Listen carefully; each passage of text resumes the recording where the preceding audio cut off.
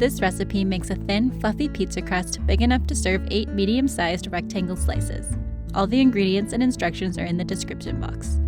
Start by combining 1 cup of all-purpose flour, 2 1/4 teaspoons of yeast, which is the same as 1 full packet like this one, 3/4 of a teaspoon of salt, and 1 teaspoon of sugar.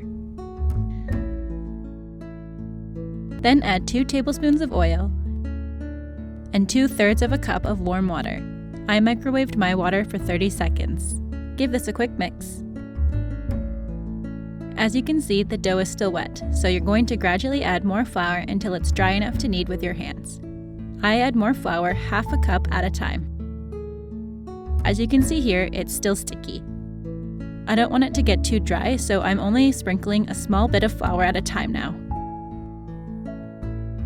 And here I'm sprinkling in some garlic salt and dried basil for flavor, which is completely optional but really delicious. Now my dough feels smoother and less sticky. I add tiny amounts of flour to the counter and on top of the dough to prevent it from sticking.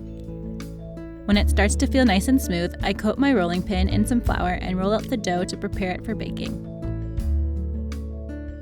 Here I'm putting 2 tablespoons of oil on the baking sheet to help the crust get crispier and to keep it from sticking to the sheet.